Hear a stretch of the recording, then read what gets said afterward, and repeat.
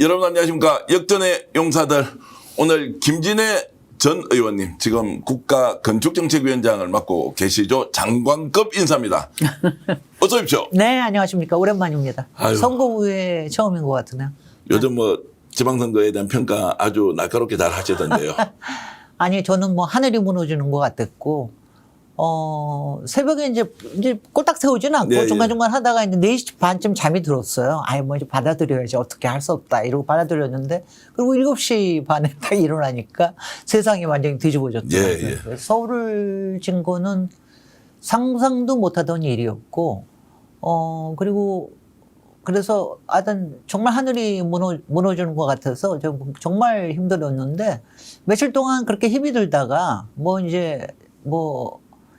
이제 월요일 날 네. 대통령께서 기자회견 하시는 거 보고 아니 대통령께서도 2, 3일 동안 언짢더라. 표정 관리가 좋지 않더라.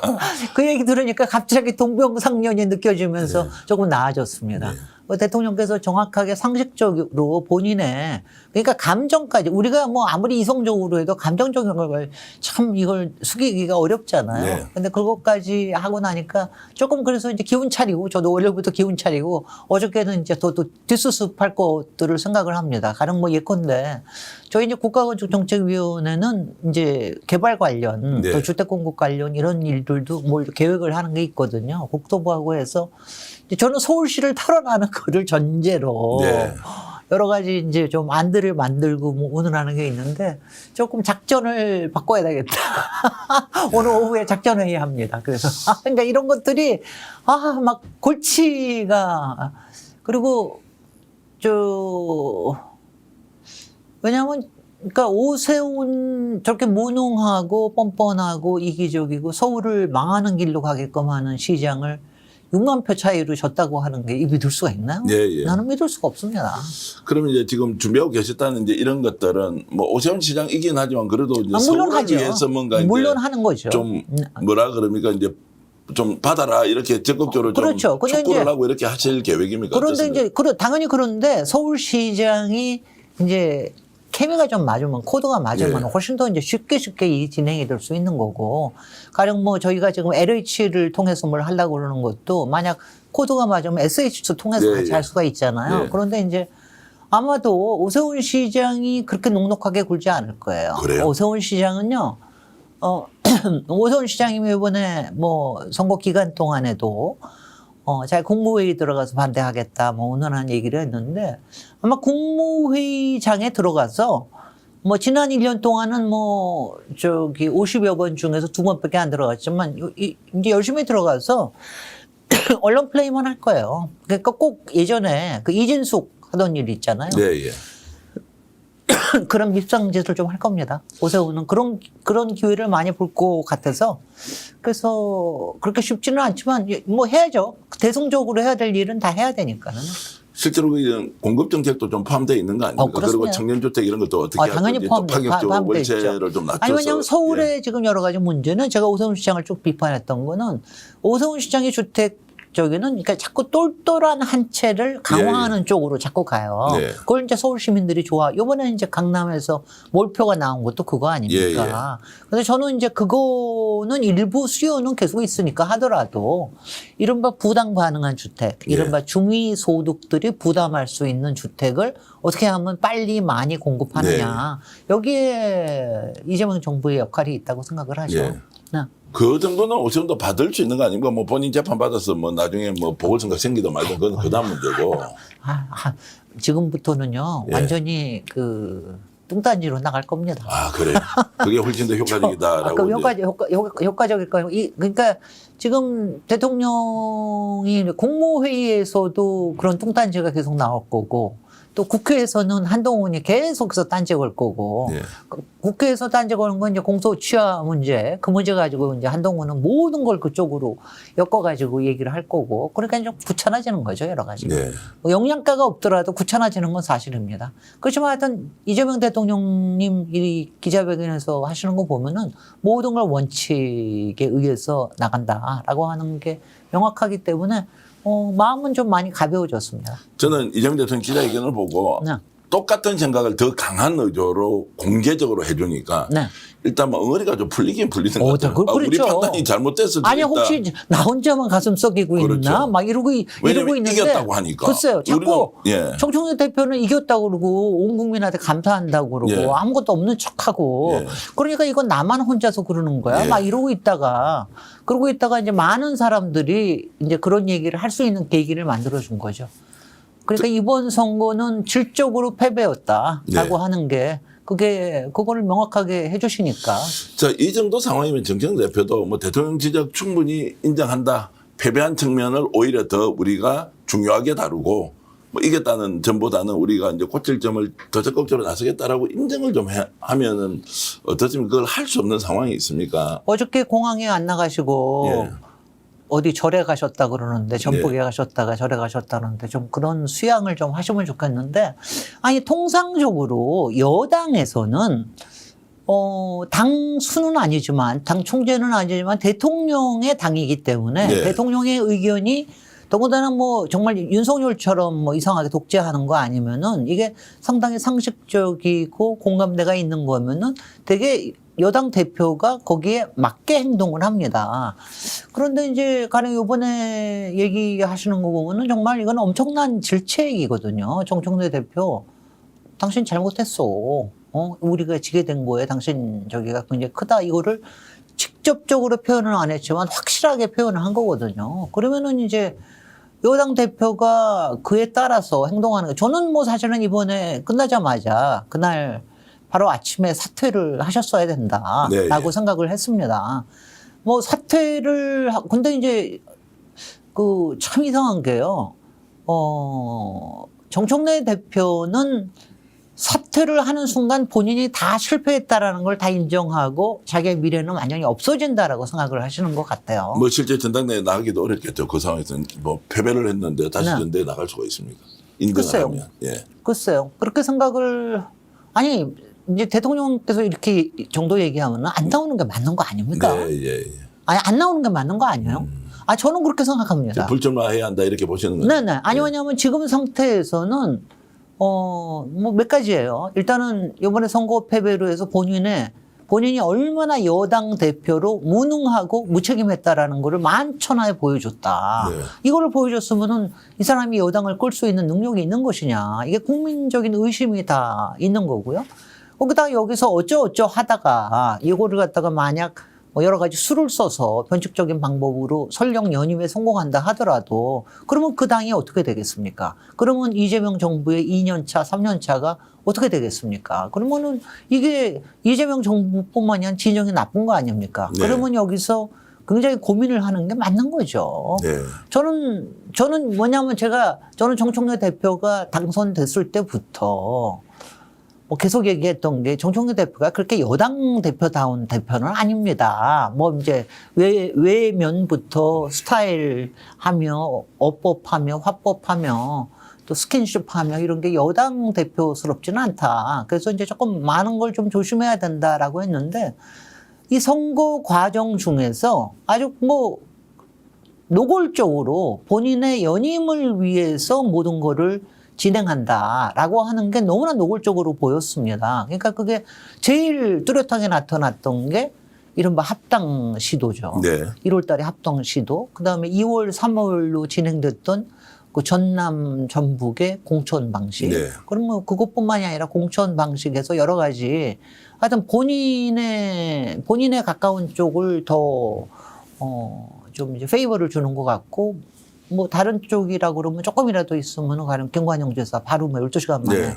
뭐 끝내버리고 이런 식의 그러니까 이런 게 굉장히 좀 석연치 않다라고 네. 하는 게 있는데 그러다가 전북에서 문제 생기고 그러니까 이제 저는 재보궐선거를 모든 걸 이번에 전략 공천한 것도 문제라고 생각합니다. 예, 예. 재보궐선거 몇 개만 대표가 전략적으로 공천하고 나머지는 사실은 뭐 경선에도 상관없는 거거든요. 예. 근데 이번에 17개를 그렇게 하는 바람에 부담은 부담대로 지고 제대로 공천도 못 하고. 14개를 그렇게 전략 공천했죠.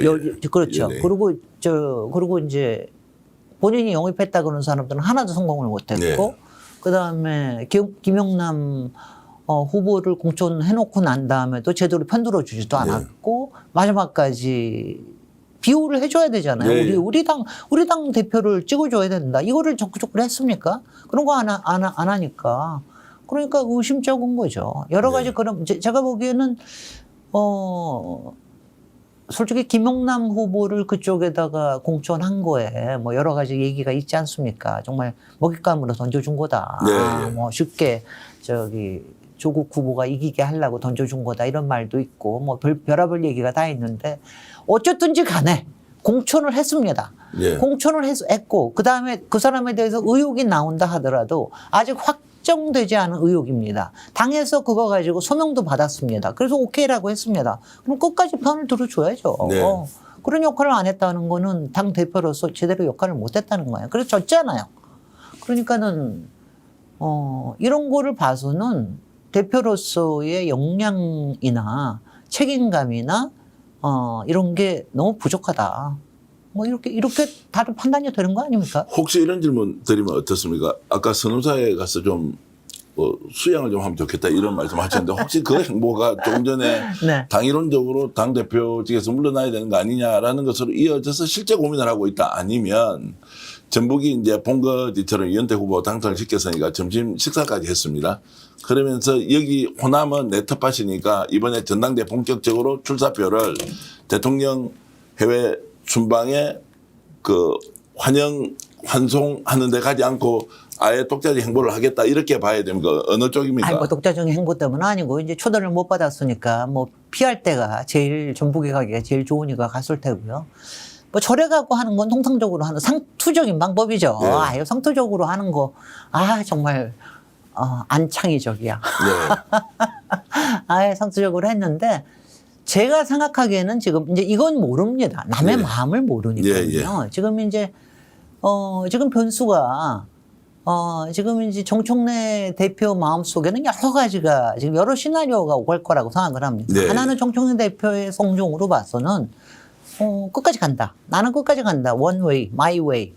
이거로 가서 뭐 사퇴는커녕 내가 다 그 전당대회 준비위원회도 다 구성해 놓고 이러고 난 다음에 자기 사퇴하고 그 다음에 다시 나온다. 그래도 끝까지 간다라고 하는 쪽으로 갈 수도 있을 테고요. 아니면은 지금쯤에서 사퇴하고 뭐 좀 자중자애하겠다 이렇게 갈 수도 있는 거고. 네. 아니면 뭐 정리하고 아니면 이번에 나오지 않겠습니다. 이렇게 네. 가고 요 세 가지 중에서 왔다 갔다 할 텐데 제가 보기에는 이번 주가 아주 공교롭게도 저는 그동안 정청래 대표가 이 혼자의 결정만으로 여태까지 왔다고 생각하지는 않습니다.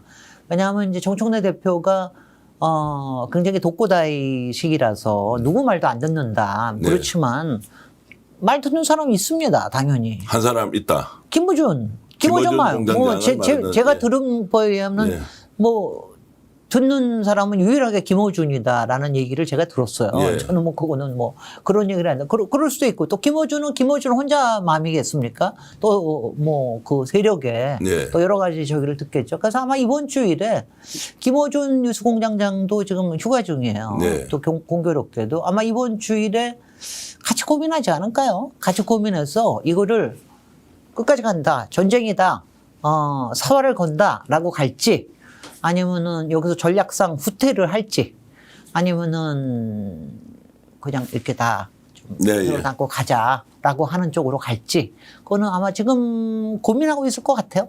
어저께 선우사에 간 거는 그런 제스처, 원래 절에 가는 거는 그런 제스처가 뭐 많지 않습니까? 깊은 고민이 있거나 중요한 깊은 결단을 고민이고, 내리기, 좀 더 이제 화합과 통합과 예. 뭐 이런 거로 해서 저의 마음을 성찰하고 왔습니다. 뭐 이런 식으로. 그러니까 어떻게 될지는 두고 봐야 되겠습니다. 전국 선거가 이제 패배로 이어졌다. 당연히 이겨야 될 때 져버렸으니까 이건 뭐 충격도 이루 말할 수가 없었고 뭐 시청자들 다 동의하실 테고요. 근데 제가 이제 좀 이해가 안 되는 건 저도 이제 이 복잡한 권력 투쟁의 현장에서 정치인들도 만나고 보고 이렇게 보면 이번에 예를 들어서 이제 뭐 유시민 작가 뭐 또는 김어준 공장장, 네. 정청래 대표, 또 조국 조국 대표. 대표. 이제 이렇게 보면 이게 어떤 경우에든 논쟁이 촉발돼서 막 치열하게 이렇게 막 이제 이루어지면 결과로는 누군가 살아남아야 되는데 네. 다 죽어버려. 다 죽었어요. 왜 그러냐. 그 정도의 전략적 또는 전술적인 접근이 안 됐을까? 예를 들면 조국 대표를 당연히 국회로 입성시켜야 되면 정청 대표 잘 알지 않습니까? 김원중 공장장, 유시민 작가. 그러면 이걸 어떻게 해서 우당인 조국혁신당을 예우해서 우리는 원팀이다라는 거. 왜냐하면 통합도 실패했으니까 오히려 배려를 해서 전략공천을 하지 않고 민주당은 그럼 조국 대표 거기 나오면 이겼을 거 아닙니까? 김용남 의원은 월담을 했지만 우리 사람으로 또 중도 확장의 상징으로 어느 지역에 줄 수도 있었을 테고 그건 정청래 대표가 마음먹으면 할 수 있었지 않느냐. 그래서 내부의 커뮤니케이션이 잘못되어서 저렇게 최악의 상황이 왔느냐. 아니요. 정말 이거는 어떻게 봐야 됩니까? 예. 잘 모르겠습니다. 왜냐하면 예, 예. 제가 지금 계속해서 지난 1월 22일 날 그 합당 제안이 있고 난 다음부터 저는 당장 그날 제가 오마이TV에 나가서 이거는 기획이다. 정청래, 예, 조국, 예.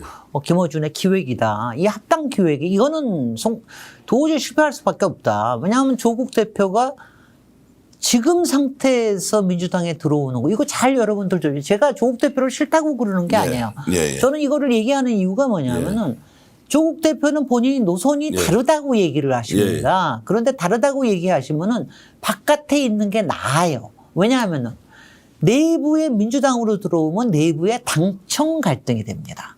근데 바깥에서 다른 당에서 다른 의견을 얘기하면 이건 건강한 토론의 장으로 만들 수 있는 거예요. 그러니까 지금 2년, 그때가 시작될 때는 8개월밖에 안 됐을 텐데 지금 이재명 정부의 드라이브가 잘 가고 있을 때는 조국 대표가 당 내에 들어와 있으면은 이재명 대통령한테도 안 좋고 조국 대표한테도 안 좋다. 왜냐하면 그때부터는 막 사람들이 그럴 거거든요. 왜 저기 대통령한테 저렇게 안 해서 딴지를 거느냐. 그러면 당청 갈등에 네가 주요가 아니냐. 뭐 이런 식으로 될 거거든요. 그래서 저는 그런 점에서 안 좋다고 제가 얘기를 한 거고. 그런데 이제 거기서 기름을 부은 게 유시민 작가의 뭐 대통령이 되려고 그러면은 대선 가도를 달라고 그러면은 민주당에 들어가는 게 좋다.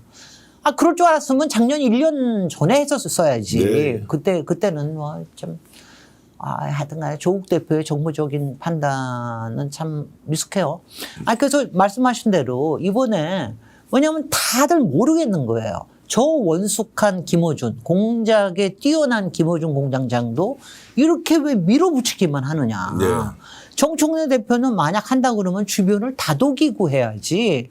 절차도 무시하고 막 무슨 이게 1대1로 할 수 있는 식으로 이렇게 얘기하느냐. 조국 대표는 이렇게 나왔으면은 이거 좀 민주당 안을 생각을 해서 민주당 안에 조금 더 공론을 만들고 이렇게 좀 뭐 이런 식으로 좀 했으면 그리고 유시민 작가도 뭐 절차적 민주주의 얘기하면서 크게는 가져야 되는 이렇게 해도 되는 건데 그랬으면 그때 만약 합당이 안 됐더라도 말씀하신 대로 왜냐하면 저는요 이번엔 처음부터 연대로 가야 된다고 생각을 했거든요. 연대로 가면은 쉽게 그래서 입성하게 할 수 있다. 저는 뭐 꼭 조국 대표가 꼭 입성해야 된다고 생각하지는 않지만 입성을 하는 게 필요하다면 입성하게 하는 거 정도는 솔직히 일도 아닌 14개 중에서 하나 하는 건데 뭐가 일입니까? 그리고 이왕 만약 조국 대표가 입성이 아니라 이번에 조국 대표의 이른바 대선 후보로서의 그야말로 엄청난 이 카리스마와 그야말로 자격과 이런 걸 보여주게 하려고 그럼 차라리 부산에 가서 한동훈하고 싸우게 하면 맞죠. 오히려 민정 공격하지 않고. 그러면 공격하지 않고. 그랬으면 우리가 진들 무슨 상관이 있습니까? 다 우리 편이죠. 반드시 다음 총선에 모셔야 된다. 그럼요. 그리고 이렇게 해도 되는 거야. 근데 이번에 제가 정말 너무나 속상한 게 정청래 대표는 원래 신경도 안 쓰시는 것 같지만, 그러니까 정청래 대표가 여당 대표의 리더십을 상당히 흐트러지게 만들었다. 거기에 대해서 의무시하게 만들었다. 김어준 공장장은 왜 일개 유튜버가 물론 파워 유튜버지만 유튜버가 저렇게까지 나서서 파워플레이를 하느냐. 정말 파워 브로커 역할을 왜 이렇게 하느냐. 그건 너무 심하지 않냐. 거기서 그 사이 과정에서 이재명 대통령한테 막 들이대고 이렇게 하는 거는 도대체 뭐가 있는 거냐. 그다음에 유시민 작가도 본인이 무슨 일 때문에 저렇게 저는 뭐 솔직히 개인적으로 유시민 작가한테 제일 실망을 했습니다. 거의 정말 너무 슬프고 막 그러고 했는데 근데 이제 조국 대표한테는 제가 너무나 이것도 한 게 조국 대표는 좋든 싫든 그분은 대선 후보 우리의 그야말로 자원 중에 하나였잖아요. 근데 이번 과정을 거쳐서 그 자원에 많은 게 깎여져 버리고 네. 말았어요. 그러니까 이걸 어떡합니까? 그러니까 다 지는 게임을 했는데 여기서 지금 다시 정청래 대표가 나와서 여기서 다시 합당 얘기를 꺼낼 겁니까? 연대 얘기를 하지만 여기서 뭘 가지고 네. 나올 겁니까? 뭘 가지고서 정청래 대표가 내가 이재명 정부의 2년차 여당 대표로서 뭘 가지고 나올 거예요? 출마 명분이 그다지 뚜렷해 보이지 않는다. 없잖아요. 이렇게. 예. 네. 자, 그러면은 어쨌든 이제 뭐 과거로 돌릴 수 없으니까 지금 현재 상황에서 네. 오히려 뭐 당신이 잘못된 거야. 아니야, 너희들이 더 잘못됐어. 막 민주 진보 진영 내, 특히 민주당 내에서 이렇게 이제 갈등 양상이 격화되고 있지 않습니까? 그렇습니다. 그럼 이거 어떻게 수습하지? 아니, 국힘하고야 원수처럼 싸우지만 이게 뭐 이재명, 이재명 대통령 다 지지하고 선거를 받는다는 사람끼리 막 치고받고 싸우는데 원수처럼 싸워요. 일단은요. 예. 이번에 오세훈이 살아남고 한동훈이 살아남아서 조금 나아질 겁니다. 아, 그래요. 바깥에 우리 쪽에 이제 지금 적이 생겼다. 좀 생기니까 장동혁은 정말 너무 감이 안 되고 예.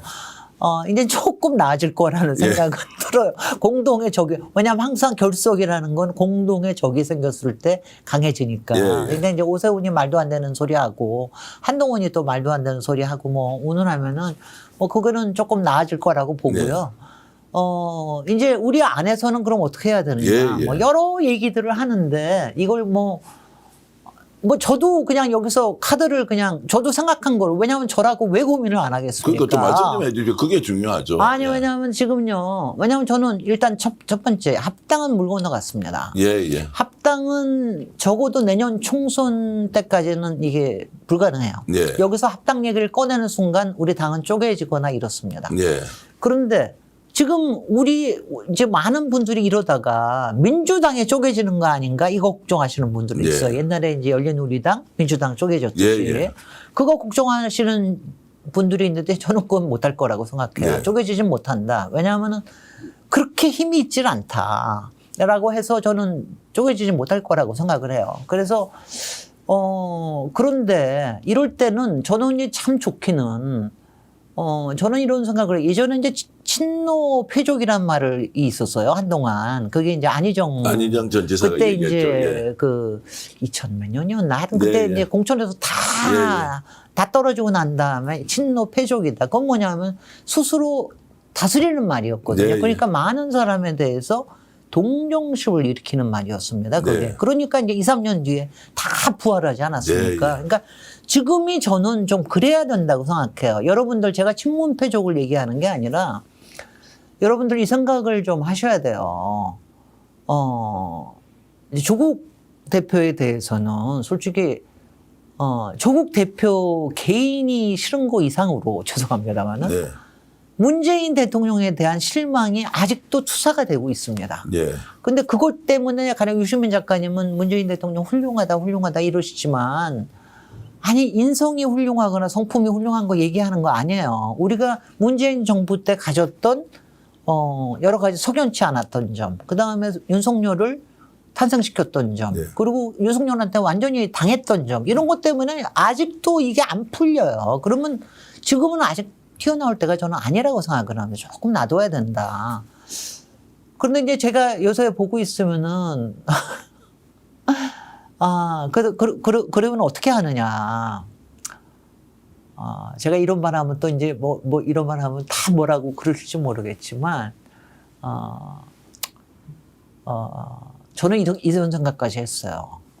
지금, 조국 혁신당 그냥 놔두면은 제가 원래 지리멸렬하게 쓰러질 거라고 제가 얘기를 했었거든요. 네, 예. 근데 지금처럼 이렇게 쓰러지면은 그거를 안타까워 하시는 분들이 너무 많잖아요. 네. 그러면 저는 그거에 정말 좋아하시는 분들은 조국 혁신당으로 가세요. 네. 예. 저는 조국 혁신당으로 가셔서 20석에 조국 혁신당의 저기를 만드십시오. 왜냐하면 거기서 제가 누구라고 어느 개인을 얘기하지 않겠습니다. 네. 조국 혁신당을 엄청나게 지원하는 몇 국회의원들이 있어요. 그게 네. 뭐 친문 쪽 의원이든 예, 예. 문파 쪽 의원이든 아니면 거기 가서 권토 중례를 생각을 하시든 어떻게 하시든 네. 차라리 조국 혁신당으로 넘어가세요. 네. 왜냐면 뭐 많이는 못 갈 겁니다. 그러니까, 예, 예. 그러니까 20석 만들어서 거기서 그 뭐죠 20석 되면은 교섭단체 만들어서 자기네들의 노선을 만들어서 노선 투쟁을 하세요. 이재명 정부하고 민주당과 조국혁신당이 지금 노선 투쟁. 왜냐하면은 이재명 정부와 민주당은 중도 실용 그다음에 중도 보수 확장 예, 예. 이게 명확합니다. 네. 그러니까 그거 하고 그럼 노선 투쟁을 하세요. 그러고 난 다음에 어떻게 되는지 보고 하는 것도 좋다. 나는 그렇게까지 해도 내가 뭐라고 안 그러겠다.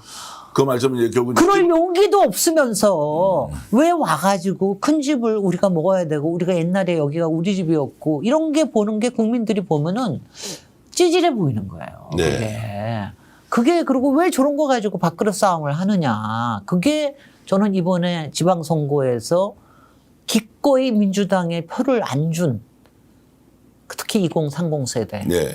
특히 서울에 이런 게 영향이 있었다고 생각합니다. 민주당이 이렇게 비겁했었나? 아니 보세요. 예전에 유시민 보세요. 예전에 노무현 지키려고 밖에 나가서 개혁신당 만드는 그런 패기가 맞습니다. 있었잖아요. 예. 그러면 옳다고 하면은 그런 거 하는 게 있어야죠. 근데 이번에 보면은 어떻게 보니까 아니 한동훈은 무소속이라도 하여튼 간에 혼자서 맨발로 뛰었잖아요. 우리가 그걸 아무리 못마땅히 하더라도. 그래서 이겨서 생환했잖아요.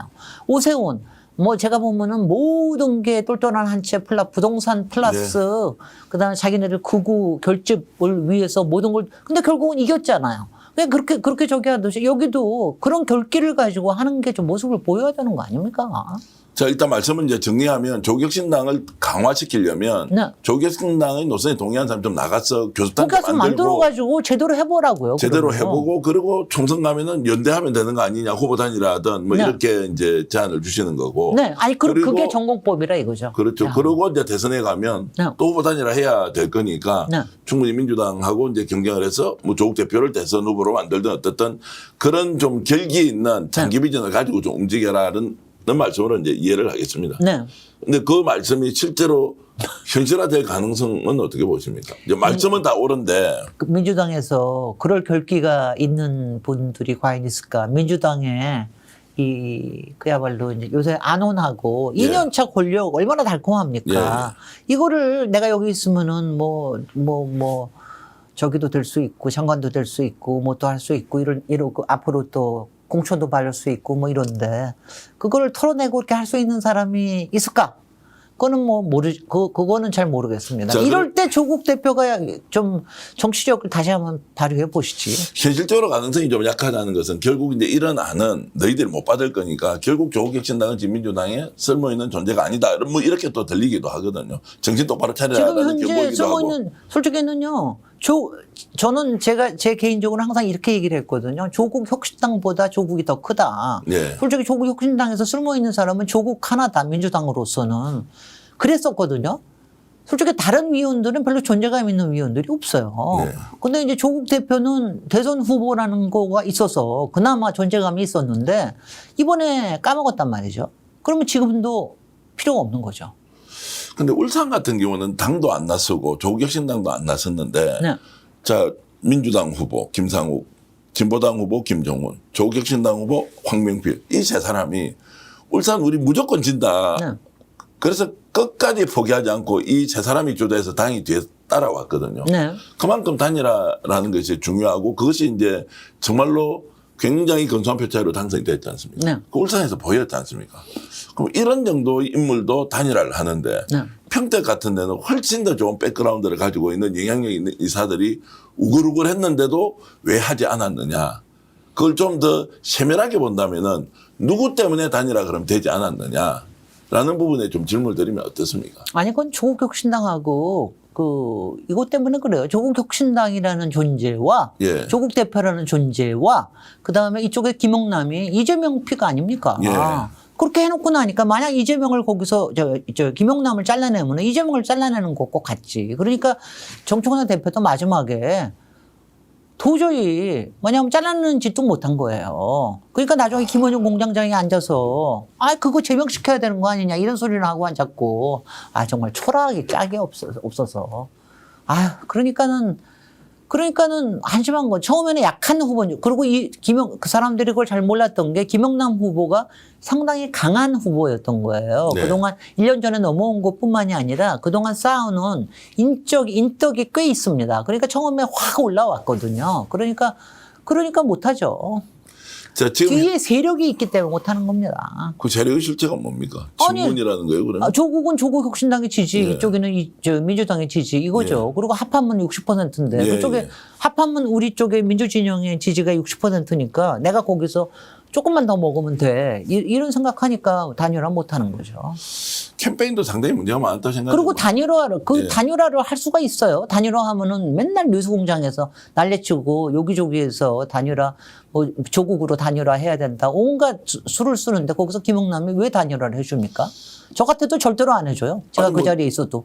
아니 단일화 안 해준 게 아니고 뭐 여론조사 해가지고 하는 방법은 여러 가지 있으니까 아니죠. 여론조사가 오염이 되는데 오염되는 여론조사에서 그런 단일화를 왜 해줍니까? 민주당을 믿고서 당연히 끝까지 뛰는 게 맞는 거죠. 자, 당연한 거죠. 지금부터 이제 어떻게 될 것이냐 잘 모르겠다라고 하고 이제 지금 정경희 대표, 김호중 공장장, 유시민 작가 다 고민을 하고 있다. 조국 대표도 이제 고민을 하고 있을 거 아닙니까? 네. 이걸 좀 이제 제대로 잘 풀어야 되는데 푸는 주체는 누가 됩니까? 이재명 대통령 또는 지금 현재 민주당 차기 지도부 뭐 이렇게 가야 됩니까? 아니면 이 갈등이 좀 더 그냥 지속되더라도 계속 그냥 논쟁이라 좀 하고 어느 한쪽이 이기고 지고 결판이 나야 된다 뭐 이렇게 보십니까? 지금은 이해찬 대표도 안 계세요. 예. 예전 같으면 이해찬 총리님이 상당히 이제 좀 그런 역할을 좀 해주시고 그랬는데 지금은 그런 게 없어서 제가 요번에 유시민 작가님이 이렇게 전선에 뛰어드신 게 제가 속상한 게 네. 사실 안 그랬으면 조금 이제 그런 역할도 좀 하실 수 있었을 텐데 지금은 그런 게 없어요. 왜냐하면 다들 전사가 돼버렸어요. 예. 다들 그래서 저는 없어서 자, 그렇게 해서 모르겠습니다. 지금 그렇게 해서 그러면 전당대회로 저는요 예. 이렇게 보죠. 전당대회 가고 예. 좋은 당 대표가 뽑히고 나면은 그 당 대표가 정치력을 발휘하는 게 좋을 거예요. 예. 그게 더 나을 거라고 봅니다. 현재 상태로는 뭐 이강구도로 정리된다. 뭐 송영길 대표 전 대표까지 나오면 뭐 상강구도가 된다. 이제 이런 정도로 지금 보시고 원식 국회의장도 또 나오러 의사가 있다라는 뭐 이야기도 있긴 하더라고요. 뭐 물론 김영민 아시겠어요? 의원도 출마하겠다는 게 아니 이제 김영민 의원은 뭐 최고위원으로 출마하겠다는 거 아니야? 아니면 뭐 당 대표로 일단 대표가? 나온다는 것도 이제 검토를 하고 한번 있다는 존재감을 거죠. 좀 보여주고 싶으신 예. 모양이죠. 아니 뭐 어저께 하고 오늘인가 저기 나온 거 보니까 여론조사 나온 거 보니까는 이제 김민석, 정청래 상당히 차이가 벌어졌더라고요. 예, 민주당 지지층에서. 예. 그러니까 이거는 민주당 지지층에서 하는 거니까 그러니까는 뭐 이런 것도 아마 정청래 대표가 고민하게 만들겠죠. 자, 그럼 이게 이제 초반 기세가 이렇다는 것인지 실제로 이제 8월 17일 날 전당대회니까 네, 두달 그때까지 아직 이제 2달 정도 남았는데 그건 또 상황이 바뀔 수도 있지 물론이죠. 않습니까? 네. 그런데 이제 요게 좀 꺾일 것이다 아니면 일시적 현상이다 뭐 아니면 요것이 이제 추세선이 될 것이다 이런 건 어떻게 보죠? 아니요. 이거 생각을 해보세요. 주소진 바뀔 게 뭐가 있습니까? 예. 아니 왜냐하면 이미 지방선거 대패까지는 아닌데 패배라고 하는 그걸 대통령이 인증까지 한 예. 거기에 전임 대표예요. 예. 그다음에 이쪽에서는 지난 1년 동안 1년차 이재명 정부를 성공적으로 끌어온 정치인 출신 총리였어요. 예. 그런 사람은 거기서 지금 달라질 게 뭐가 있어요. 2달 동안 갑자기 예. 지진이 생기지 않는 한, 예. 갑자기 무슨 전쟁이 생기지 않는 한, 물론 네거티브는 각기 있겠죠. 네. 뭐 김민석에 대한 네거티브, 정청래에 대한 네거티브 이런 거는 각기 있고 딱 각 편파 또 여기서 만약 정말 전선으로 나선다 그럴 것 같으면은 또 김어준 뉴스공장 쪽이나 이런 쪽에서 또 얼마나 요새는 그 또 뭐 굉장히 많잖아요. 그 패밀리가. 예. 뉴스공장 패밀리가 워낙 많지 않습니까? 뭐 별합을 가지고 이제 우리 지지자들을 이제 뭐 또 갈라놓고 그렇겠죠. 근데 그거 싸움 안 할 수 있나요? 해야죠. 네. 그리고 아마 김민석 후보하고 송영길 후보는 후보가 되실 건지는 아마 그러고는 아마 제가 보기에 교통정리가 되지 않을까 이런 생각이 좀 들고요. 공동 출마하든 아니면 그냥 혼자 가든 아니면 출마했다가 단일화 하든 아니 뭐. 저는 솔직히 저기 빠지고 저는 뭐 정청래 빠지고 송영길, 김민석 둘이서 출마해가지고 해주면 좋겠네. 오히려 혁신 논쟁 이런 거. 아니 그 혁신 논쟁 내가 이걸 어떻게 끌고 예. 간다. 물론 송영길은 강점도 있지만 살아 돌아온 것도 있지만 예. 또 한 번 또 옛날에 했기 때문에, 또 저거 있는데 여기서 막 거기서 만약 했으면은 그 중에서 아이디어를 막 뽑아가지고 나중에 대표가 되면 그거 가지고 하거나 그렇게 되면 훨씬 더 긍정적인 게 되죠. 그렇지 않을까요? 인터뷰를 이렇게 쭉 진행하면서 계속 지금 딱 깔고 있는 기재에 깔고 있는 그 시 하나 정청 대표 출마 안 할 것이다라는 걸로 지금 일관되게 계속 얘기를 하고 아니요, 계십니다. 출마할 수도 있고 출마하면은 무조건 진다. 무조건 지고 무조건 지게 만들어야 된다. 예. 뭐 그렇지 않으면은 이재명 대통령의 지금 2년차, 3년차는 없다. 더군다나 총선까지도 망해먹을 거다. 뭐 이렇게 생각을 하기 때문에 이런 저는 내용 방송에 처음 하시는 거 아닙니까? 정정 아니요, 많이 했어요. 출마하지 않아야 한다고 계속 얘기를 하고 아니 있습니다. 출마하지 않아야 된다. 뭐 이틀 전에는 사퇴해야 된다 했고요. 예. 오늘은 출마하지 않아야 된다고 진화했습니다. 예. 오늘 처음입니다. 실제- 저는 그래야 된다. 왜냐하면요, 민주당이 혁신적으로 자꾸 앞으로 나가는 모습을 보여줘야지. 이게 왜냐하면 지금 할 수 없이 정청래 대표는 이른바 문파라고 하는 친문 세력을 뒤에 얻고 있다라는 게 이미 다 알려져 있어요. 예, 그러면은 이제 이게 신구의 싸움이 돼버립니다. 예, 예. 그러면 이거는 퇴행적인 싸움이거든요. 예, 예. 여당이 그런 신구의 싸움을, 왜냐면 이쪽에서 한쪽에서는 뉴 이재명이라고 하는 이런 쪽이고, 저는요, 한쪽에서 올드라고 얘기하는 걸 싫어하시는 거예요. 저는 백문이라고 생각해요. 백문, 예. 백문을 왜 하느냐. 백문을, 지금 우리가 백문 할 때가 아니다. 백할 때가 아니라 우리는 뉴로 앞으로 가야 될 때다. 이거로 이러고 저거 하는 게 맞지. 근데 그런 논쟁으로 가버리잖아요. 그러면 백문이 오르냐? 그럼 백문이 뭘 잘못했냐? 여기에 있는 우리가 뭘 잘못했나? 이런 얘기로 또 한참 갈 테니까 그런 감정 싸움을 할 필요가 없다 이거죠. 지금은 특히. 근데 제가 요새 이거 보면서 제가 요새 참 재미나는 생각을 해요. 야, 요새 황태자들이 다 모였네. 네. 보세요. 거론하면 해주십시오. 황태자 누구누구. 아니 황태자 조국 대표 예. 문재인 대통령의 황태자 맞잖아요. 예. 그것 때문에 지금 곤욕을 치르고 예, 계시는 예. 거고. 그다음에 오세훈 예. MB의 황태자 아닙니까? 한동훈 윤석열의 황태자 아닙니까? 김민석 이재명의 황태자. 아니지 이재명의 황태자가 아닙니다. 그럼 DJ의 김대중 대통령의 황태자. DJ의 황태자입니다. 이재명 대통령은 아직 황태자를 안 만드셨어요. 본인의 성격상 만드실 분도 아니고. 그래요. 난 그래서, 정말 다 그렇네. 그러니까 정말, 왜냐면 대통령이, 우리가 이제 표현을 황태자라고 얘기하지만 그때 힘을 얹어주고 이랬던 분이죠. 그러다가 이제 여러 가지, 풍파를 겪어서 지금 여기까지 왔는데 저는 이재명 대통령의 특색이 특별히 황태자를 안 만든다는 거예요. 네. 저는 그럴 거라고 생각합니다. 그리고 만약 황태자를 만들면 여러 사람을 만들 거예요. 지금도 여러 사람 만들고 있고. 솔직히 김경수도 물론 친문이지만은 후계자 중에 한 사람으로 보였던 거예요. 난 전에 이번에 경남 진 것도 너무 속상한데. 그렇죠. 너무 아깝습니다. 너무 아깝고. 그 다음에, 그러니까 지금 김민석뿐만이 아니에요. 그 다음에, 대구에 김부겸도 있었고. 강훈식. 강훈식 많이 컸고. 강호식 많이 컸고, 그 다음에 송영길 있고, 예. 송영길도 누구의 황태자 아니에요. 근데 지금 제가 보면은, 김민석이 솔직히 이재명의 황태자가 아니라는 걸 제가 얘기를 드리는 거예요. 제가 얘기하는 게. 김민석은 사실은 DJ의 황태자고, 거기에서 굉장히 오랫동안 와신 상담을 해온 사람입니다. 네. 잘못된 정치적 선택을 한 적도 있었고, 또 그거를 상쇄하기 위해서 굉장히 많이 노력을 해오기도 했고, 저는요, 이번에 김민석 후보가 나온다 그러면은 이제 당권으로 나오잖아요. 그러면은 김민석 후보의 장점과 단점이 다 있어요. 장점은 뭐냐 하면은, 당장 이재명 대통령의 신임이 있다. 그 다음에 여당 대표로서의 외면과 내면을, 요번에도 이제 그 투표, 그 부정 때문에 예. 대학생 만나는 거 보면은 참 여당, 그거는 총리보다도 여당 대표가 그렇게 해야 되는 역할을 아주 너무나 잘 하시잖아요. 그 다음에 신세대를 의 귀를 기울이고 정책적으로 조율할 수 있는 능력, 이런 거는 굉장히 김민석 대표의 장점이죠. 그런데 단점이 뭐가 있을까요? 궁금합니다. 굉장히 제가 이런 얘기하면 너무 좋아하셔. 예.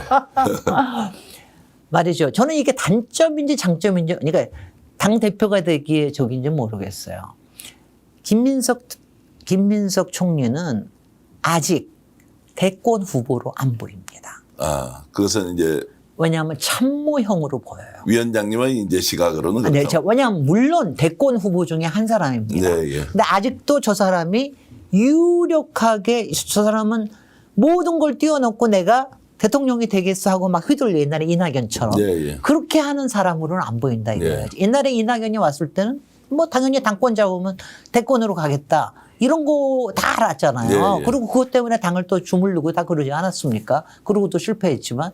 근데 김민석 후보는 아직 그 정도까지 보이진 않는다 네. 이거예요. 왜냐하면 지금 이게 2년 차이기도 하고, 그 다음에 여러 사람들이 있기도 하고, 또 참모형으로 보이기도 하고. 사실 제가 김민석 후보를 제가 좋아한다고 많이들 다들 이제 소문이 실제 꽤 나 잘 있는데, 아시잖아요, 또. 아는 게 뭐 여러 가지 있지만, 제가 마지막으로 제가 김민석을 픽했던 거는 뭐냐면은 이재명 대표의 참모로 픽을 한 겁니다. 네. 왜냐하면 이재명 대표가 됐을 때 이재명 대표를 정말로 제대로 도와줄 사람은 김민석이 최고다. 네. 그래서 픽한 거예요. 김민석 총리님, 제가 그런 거 아시죠? 제가 네. 김민석이 좋아서 했던 게 아닙니다. 네, 예. 네. 그리고 그 역할을 너무나 여태까지 잘해 오셨고, 그런 점에서 지금은 환상에 콤비다, 여당 대표가 될 수 있다. 예. 그러다가 대선 후보로 나설지 안 나설지는 그건 두고 봐야 돼요. 아직은요. 저는 일반 국민의 시각에서 김민석 후보가 이렇게 딱 차기의 대선 후보다 이러고 보이지 않는다고 생각합니다. 그 말씀에 제 직감은 이렇습니다. 오히려 이재명 대통령과 원팀이 되면 네. 당대표가 차기 대권이야 이런 느낌보다는 오히려 지금 정부와 손을 잡고 국가 대혁신의 과제를 네. 충실하게 집권 여당으로서 수행하는 당대표가 네. 더 안정감이 있어 보이는데요. 그렇습니다. 근데요, 제가 이 점에서 또 제가 이제 오늘 할 말 안 한 말 다 하네. 네. 가령 송영길 후보가 당대표가 된다. 송영길 후보는 달라요, 또 김민석 후보하고. 참모형이 아니에요. 좀 세죠. 세고, 그 다음에 이제 말하자면 독고다이 형입니다. 의리도 있고. 의리도 있지만 또 본인이 앞서 나가려고 예, 예. 하는 게 있습니다. 그러니까 자칫하면은 또 당청 갈등이 생길 가능성도 있습니다. 예, 예. 있습니다. 그거는 뭐냐면 제가 한 사람 한 사람의 캐릭터와 그동안의 그 정치적인 역정과 이런 걸 다 봤을 때 뭐 그렇습니다. 예. 그러니까 이거는 그냥 제가 보는 거고, 제가 보는 게 굉장히, 저는 제가 상당히 국민적인 상식으로 보는 것 같아요. 제가 여러 가지 지난 몇 년 동안 제가 이렇게 얘기했을 때 상식으로 보는 게 굉장히 맞는 것 같아요. 그러니까 상식으로 보지만 굉장히 그 내용이 촌철살인처럼 딱 맥을 괴를 이렇게 정확하게 꿰뚫고 있다는 느낌 확실히 네. 옵니다. 이거 이제 굴욕이 좀 생겼어요. 아니 많이 생겨가지고 좀 들으면서 이거 지금 뭐 너무 복잡해가지고 이게 뭐 그중 조정이 되느냐 안 되느냐 억지로 막 이렇게 화해하는 게 맞느냐 오히려 그래서 논쟁 제대로 한번 해라라는 이야기도 확 좀 와닿고요. 그래서 만약 김민석 대표가 되잖아요. 네, 김민석 대표는 그 고정 조정을 할 만한 사람이기도 해요. 예, 해낸다. 네. 김민석 대표야말로, 왜냐하면 저는요, 김민석 대표야말로 DJ한테 잘 배운 것뿐만이 아니라 네. 이해찬한테서도 참 잘 배우셨습니다. 예, 예, 이해찬 대표가 사실은 굉장히 성깔이 정말 모난 사람인 것 같지만 뒤에서는 한 사람 한 사람 다 돌봐주셨어요. 예. 그 중에 한 사람이 김민석이거든요. 그러니까 그런 역할을 김민석도 해줘야 됩니다. 네. 그러니까 저는 뭐 그런 것도 기대를 해요. 근데 그게 정청래가 되면은 그런 게 안 되리라고요. 화합이나 통합이 오히려 안 되리라는 생각이 들어서 그런 생각 해봅니다. 방송에서 저는 처음 뭐 말씀을 드린 것 같은데 실제로 김진애 위원장님은 이제 네. 김민석 총리가 네. 진짜 서울시장 한번 해야 된다. 맞아요. 이런 생각 굉장히 강하게 하면서 그래서 제가 실제 고민을 했어요. 그래서 제가 너무 늦게 결정을 하는 바람에 이 꼴이 났잖아. 김정희도 죄송합니다. 굉장히 깊이 고민했는데 대통령이 네. 정리 좀 더 하자고 네. 이렇게 이제 얘기를 하면서 실제 이제 출사표를 던지질 못했죠. 네. 그런데 그래서 당대표 쪽으로 이제 나오는 거고. 글쎄 말이죠. 저는 이제 솔직히 이제 뭐 김민석 서울시장이 되면 참 좋겠다. 예, 예. 뭐 그랬는데 결국은 그냥 뭐 너무 그래서 저도 기다리다가 저도 결정이 좀 늦어져서 제가 요새 안 받고 있어요. 왜 이렇게 늦게 결정을 했느냐. 예. 당에 공천 신청을 더 일찍 했어야지. 막 이래가면서 하는데 아이고 뭐 하여튼 간에 속상합니다. 이래저래 하다 받고. 그러니까 서울시장 선거를 보면 너무 안타까운 게 많고 왜냐면 웬만하면 이겨내지 일부러 지지 않는 이상은 저 이길 수 있는 건데. 그래서 제가 네. 솔직히는 제가 운동권을 신뢰를 안 합니다. 제가 운동권 386들 예. 솔직히요. 그 김민석 그 총리가 운동권으로 시작한 건 386의 꽃이었어요. 예. 그분이. 그럼에도 불구하고 그쪽에 빠지지 않은 이유가 뭐냐 하면은 그동안 정치권에서 몸을 담지 않았기 때문에 예. 그래요. 그렇지 않고 무슨清華대학, 하버드 대학 다니면서 변호사 자격 따고 이러다 보니까 시대 감각을 읽는 게 생겼거든요. 영향이 생겼는데 이 권력 언저리에서 계속 있던 사람들, 그 386들은 너무 이제는 나는 올드하다는 게 아니라 너무 백워드해. 너무 백해. 이번에 이제 서울시장 캠프 구성도 나 정말 굉장히 질립니다, 이제, 질려. 왜냐면 그럴 때 뭐라고 얘기를 할 수도 없고, 그럴 때 그리고 다들 그래도 이긴다 그랬잖아요. 그러니까는 절대로 욕을 하지 않을 분이 절대로 욕을 하지도 않는 분이었습니다. 할 또 그런 그 스타일도 아닌데 네. 진짜 욕을 하더라고. 이번에 서울시장 선거 지고 나서 그 캠프 그럼요. 때문에 네. 진짜 엑스 새끼 이렇게 얘기를 하더라고. 그 저도 교수님이. 욕할 줄 아는 사람입니다. 안 할 예. 뿐이지. 별의별 욕을 다 했습니다. 그래서 이런 생각이 속상해. 오늘 말씀드리면 이런 생각이 듭니다. 이제 과거에 학생운동했던 사람이 국회에 입성을 했으면 네. 세상이 어떻게 변화하는지도 좀 읽어야 하고 무엇보다 자신의 지적 성장이나 지적 발전이 이루어져야 되잖아요. 네. 이거 진짜 게을러져요. 옛날에 그 가지고 있던 그 무기 하나를 가지고 50년을 먹고 살려니까 되냐고요. 그게 왜 그렇게 되냐면은 끼리끼리 모여 있기 때문에 예. 자기네들끼리 봐주거든요. 예. 그러니까 뭐 특별히 노력 안 해도 조금 있으면 그래 뭐 A 자리 아니면 B 자리 주겠지. 그러면 C가 되겠지. 조금 기다려다 공천 주겠지. 이런 식이에요. 뭐냐면 제가 지난 20년 동안 민주당 내에서 얼마나 저는 아웃사이더 돌림을 당했는지 뭐 그 서름이 말할 것도 없죠. 우리 이재명 대통령님 그거를 다 이겨내시고 여기까지 정말 이겨내시고 해서 너무 존경스럽습니다. 그래서 이제 민주당은 바뀔 때가 된 거예요. 네. 이제는 그렇게 해서는 안 됩니다. 그러면 이번에 이제 전당대회는 어떤 식으로든 이재명 정부와 함께 새로운 대한민국 앞으로 가야 돼요. 미래로 가는 것은 이것은 집단지성으로 어떤 경우든 당원들이 다 선택해 줄 것이라 확신하십니까? 저는 그렇게 생각합니다. 그래요? 네, 그렇게 생각합니다. 그러면 이제 정경 대표의 출마 여부와 관계없이 어쨌든 결론은 대충 정해져 있는 방향대로 모든 사람이 힘을 모을 것이다. 네, 그리고요. 월요일 날에 이재명 대통령님의 메시지가 예. 아주 명징했어요. 예. 아주 클리어했습니다. 그리고 그게 많은 사람들을 지금 그거 가지고 왜곡하는 일부 뭐 딴지든가 예, 뭐 예. 이런 사람들이 있지만 굉장히 명징했습니다. 그리고 굉장히 상식적으로 들었어요. 상식적으로 들렸어요. 그러니 이거는 실패가 맞다. 이런 실패를 어떻게 더 반복을 하겠느냐. 그다음에 우리가 2년 차에 해야 될 일은 확실하다. 그리고 이번에 그거 너무 괜찮지 않아요? 대체 불가 대한민국. 네, 예. 난 너무 좋더라고. 그거 보자마자 갑자기 며칠 동안 내가 꿍꿍하던 게 이제 쫙 풀어지더라고요. 제가 보통 그 올림픽 같은 데서 우리나라 이제 금메달 따면 가슴이 찌릿찌릿 하지 않습니까? 네. 와, 대체불가 대한민국 그걸 보면서 이재명 대통령이 이제 세계의 모범이 되는 게 아니고 세계에서 가장 주도하는 국가로 되겠다. 이런 이야기를 제가 평소에도 이재명 대통령의 속마음은 대한민국 국민들이 집단지성을 발휘해서 주권 국가를 만들겠다는 걸 뛰어넘어서 세계의 표준이 되겠다는 원대한 목표가 있다. 이런 이야기를 제가 자주 했거든요. 네. 그래서 방송 끝나고 나면 저한테 좀 황당한 소리는 하지 마라. 뭐 우리나라 잘 되면 되지. 무슨 세계에서 우리가 표준이 된다는 것이냐라고 했는데 야, 이번에 일주일 기자회견 보고 정말로 세계의 표준이 되어서 우리가 만든 민주주의의 성과가 국가의 발전이라는 것을 전 세계 모델로 여러분 다 쓰세요. 네. 그런 정도로 운대한 생각. 그리고 나 저는 그게 제일 웃겼어요. 뭐 이제 처음에는 뭐 열심으로 하고 그다음에 뭐 저기 산업이 있고 기술이 있고 실력이 있고 뭐 스타일이 있고 그러더니 마지막에 우리 너무 아름다워요.